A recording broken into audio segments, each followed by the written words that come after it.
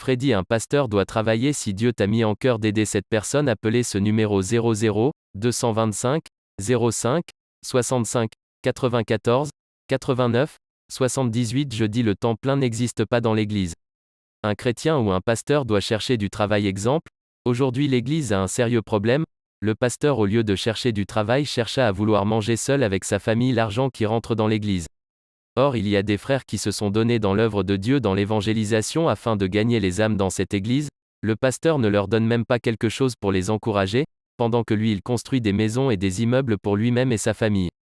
À la fin, ces frères deviennent vieux et n'ont plus rien en main, ils souffrent pendant que le pasteur s'est enrichi. Tout cela a pour conséquence le refus de travailler, parce que ces personnes ont refusé de travailler, sont obligées de faire de fausses prophéties afin de gagner leur vie. Le temps plein n'existe pas dans la Nouvelle Alliance et Dieu n'a pas dit au pasteur de ne pas travailler dans la Nouvelle Alliance. Il n'est écrit nulle part dans le Nouveau. Le temps plein, c'est une affaire d'organisation d'une église ou d'un individu. Par exemple, une église qui a les moyens peut imposer aux pasteurs qui sont au sein de celle-ci, en son sein ou membres exerçant au sein de cette église, de ne pas travailler et l'église s'occupe de ses pasteurs et de leurs familles. Dieu n'appelle jamais quelqu'un qui ne travaille pas.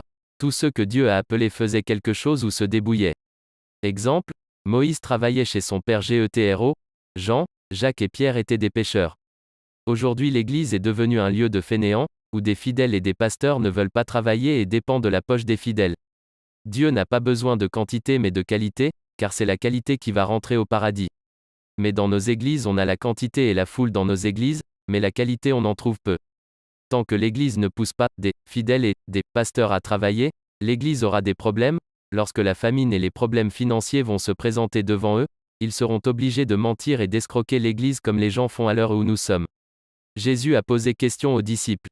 Lorsque je vous ai envoyés, avez-vous manqué de quelque chose? Ils répondirent, non. Jésus les a envoyés 2 à 2 pour aller prêcher et de rien prendre sur eux parce que l'ouvrier mérite son salaire. Dans ce verset que nous venons de lire, Jésus tient un discours différent de celui qui lui avait tenu, avant de les envoyer en mission. Il leur avait dit de ne prendre ni épée, ni sac, mais maintenant que celui qui n'a pas de accent aigu il n'a qu'à prendre son épée, celui qui a un sac, n'a qu'à prendre son sac et celui qui n'a pas épée, qu'à vendre son sac pour payer une épée ou son épée. Cela explique que le système des Lévites anciens est diffère de celui des Lévites de la Nouvelle Alliance, qui est Église. Cela explique que l'Église ne doit pas être passive, mais doit être active, pour vivre. Cela prouve qu'un pasteur peut travailler et servir Dieu, avec son propre argent. Remarquons la vie de Jésus et de Jean-Baptiste. Cela montre la fin du système des temps pleins et le service des Lévites. Le comportement et la vie de Jean-Baptiste nous montre et explique la fin des services des sacrificateurs. Remarquons une chose dans l'Ancien Testament, tous les Lévites étaient à temps plein, même ceux qui balayaient, ceux qui faisaient le service d'ordre, les chantres et tous ceux qui faisaient quelque chose dans le temple, eux tous étaient Lévites, fonctionnaient à temps plein et ne faisaient rien d'autre que l'œuvre de Dieu. Ils n'avaient ni territoire, ni terre pour cultiver.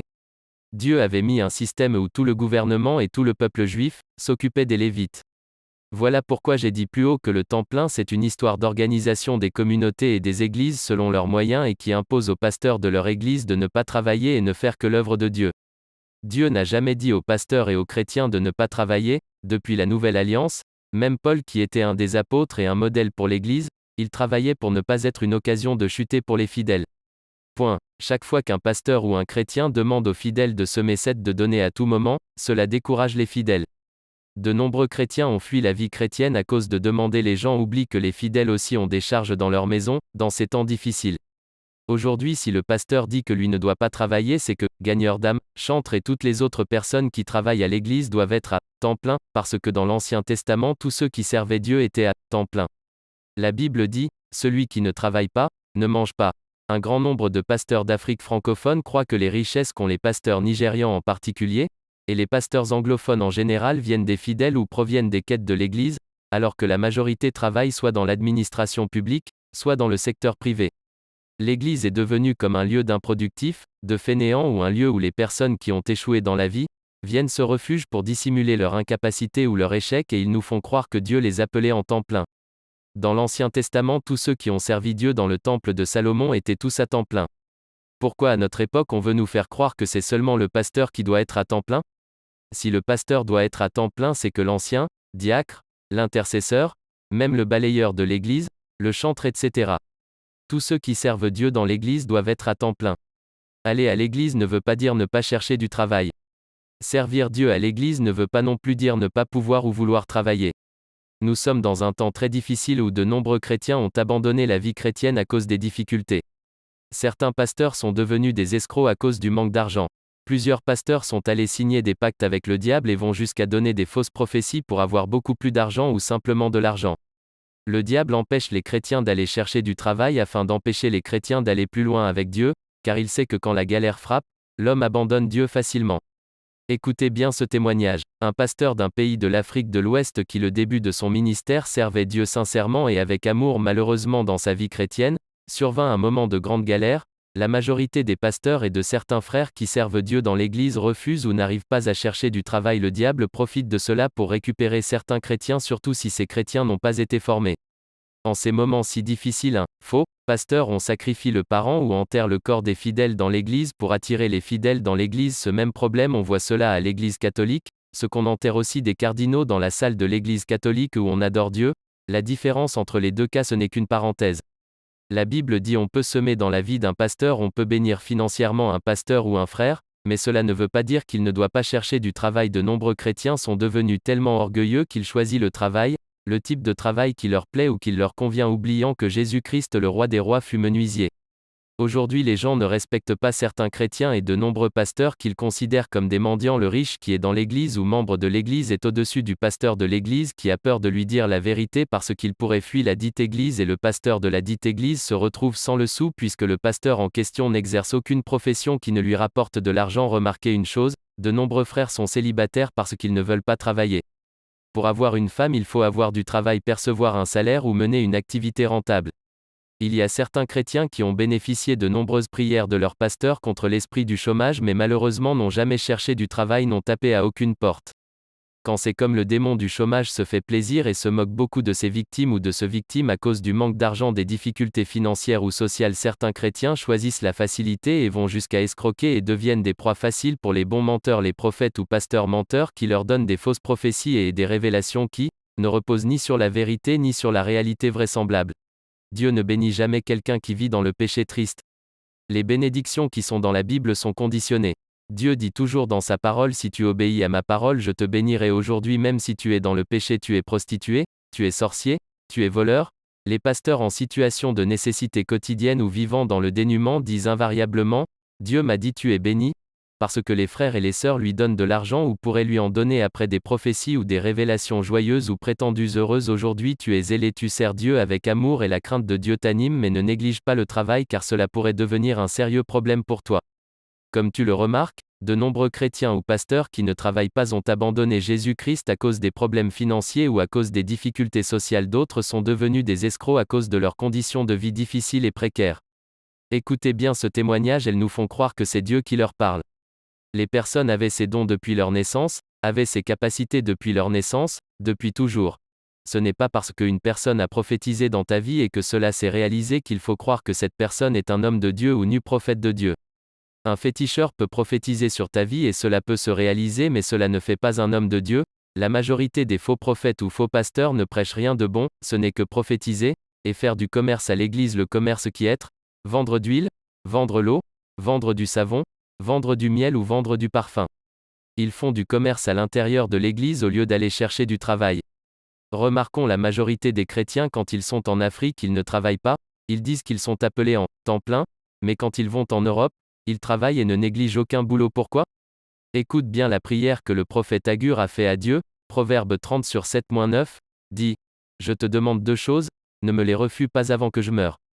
Éloigne-moi la fausseté et la parole mensongère, ne me donne ni pauvreté, ni richesse, accorde-moi le pain qui m'est nécessaire. De peur que dans l'abondance, je ne te renie et ne dise qui est l'Éternel? Ou que dans la pauvreté je ne dérobe ni ne m'attaque au nom de Dieu. La pauvreté est la base de tout ce qui se passe dans l'Église ou dans le monde, voire même des politiciens ne nous respectent plus à cause de notre mendicité. Plusieurs faux pasteurs maudissent leurs fidèles parce qu'ils n'ont pas payé la dîme. On est où là? Tu ne sais pas, ces fidèles ont aussi des factures à payer dans leur maison? Écoutez bien ce qui s'est passé dans un des pays de l'Afrique de l'Ouest. Tellement la souffrance et la galère les frappaient de plein fouet, deux jeunes qui ne cherchaient pas et ne voulaient pas du travail et ils voulaient une vie facile. Il y a un qui proposa à l'autre d'aller signer un pacte avec un féticheur pour avoir beaucoup d'argent sans travailler. Ils se rendirent chez le féticheur qui leur demande après les avoir écoutés, est-ce que vous avez bien réfléchi avant de venir chez moi? Allez encore réfléchi avant de venir chez moi. Le lendemain ils sont encore revenus chez ce féticheur et il leur demanda à nouveau d'aller réfléchir et de revenir. L'un des deux aspirants ou volontaires au fétiche évoque plus haut passer une nuit blanche à se poser cette question, pourquoi le féticheur insiste et nous demande d'aller réfléchir? Il refusa de se rendre de nouveau chez le féticheur. Son ami y alla et le féticheur lui demanda d'aller payer un coq de l'arachide frais et un drap blanc.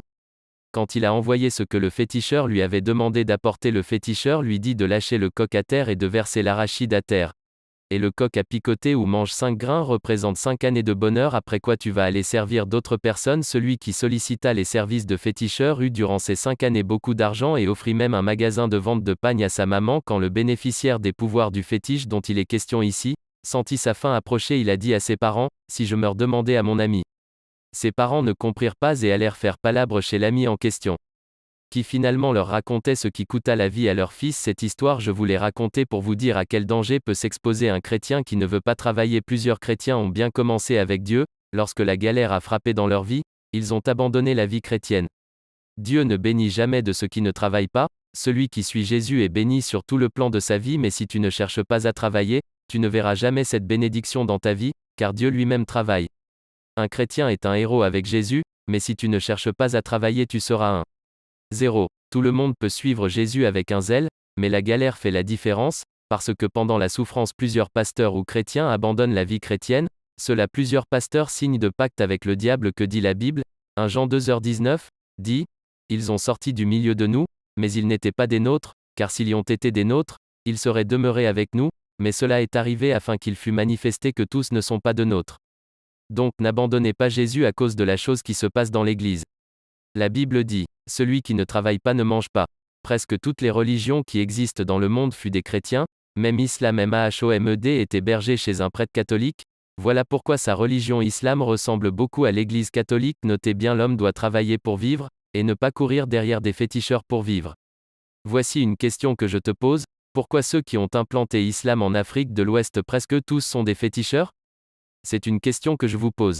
Exemple, Samorietoure et les autres, un homme de ténèbres ne peut installer une religion pour le Dieu d'Abraham. Juste une parenthèse, hier le païen parlait mal de l'Église à cause de la vérité, l'Église prêche la vérité, aujourd'hui le même païen parle mal de l'Église à cause de nos mensonges. Le chrétien est un homme béni de Dieu, Dieu bénit celui qui travaille, si tu ne travailles pas la pauvreté va te surprendre, et le diable va te faire croire que Dieu n'existe pas. Plusieurs chrétiens ont abandonné Jésus à cause de la souffrance ou parce qu'il ne veut pas travailler. Daniel 2h46-47, dit. Alors le roi Nebuchadnezzar tomba sur sa face et se prosterna devant Daniel, et il ordonna qu'on lui offrît des sacrifices et des parfums. 47. Le roi adressa la parole à Daniel et dit, en vérité votre Dieu est le Dieu des dieux et le Seigneur des rois, et révèle les secrets, puisque tu as pu découvrir les secrets. Remarquons une chose, Nebuchadnezzar, qui était appelé le roi des rois, s'est incliné devant Daniel. Dieu cherche des gens comme Daniel dans ce temps de la fin. Il faut que des rois, des présidents, des politiciens nous respectent et qu'ils savent que c'est nous les chrétiens qui font que le monde existe. Sans les justes le monde ne peut pas exister, mais si nous nous inclinons devant des présidents ou politiciens à cause de leur argent, comment les gens sauront que Jésus est Seigneur? Tu ne sais pas que le pasteur est établi au-dessus des rois et des présidents? Si Dieu est au-dessus de toute chose, c'est que le pasteur qui le respecte est aussi au-dessus des hommes. Même nos foyers sont menacés parce que le papa ou frère ne veut pas travailler.